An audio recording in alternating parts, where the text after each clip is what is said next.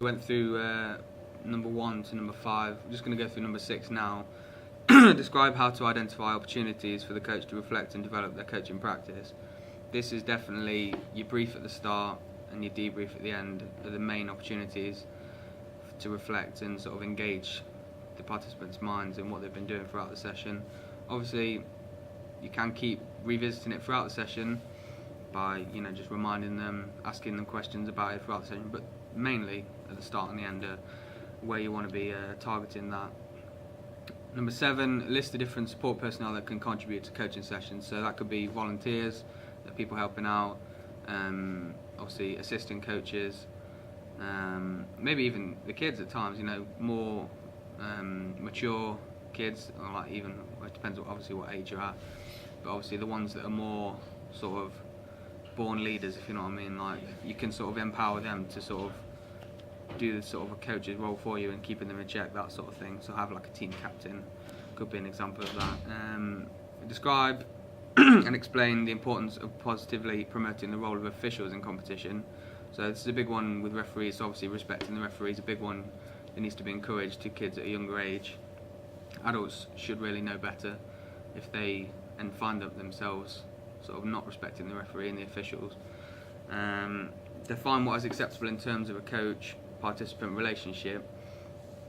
So you want to be sort of friends with your participant, obviously not actual friends, and like you just want to sort of like a working relationship. So you want to have respect for the participant, and you want them to respect you, and that's mainly what that's about, to be honest with you.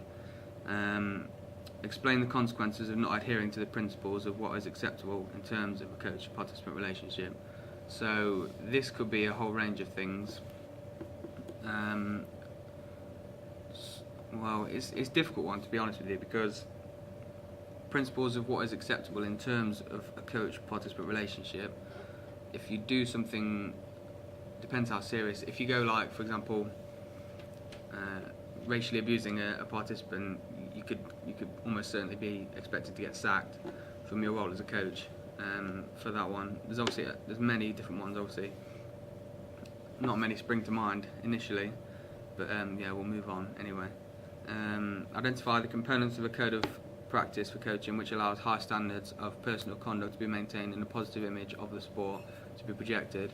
So again, that's just respecting everyone in the session, so the coach, any officials that might be there, other participants, maybe even people watching, so it could be parents, that sort of stuff. And finally, outline the types of information that a coach should provide to participants after a coaching session.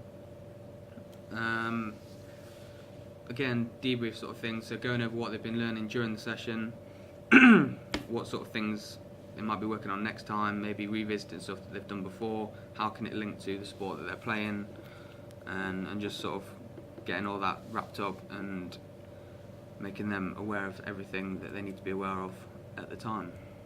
I think that's that. Fuck you.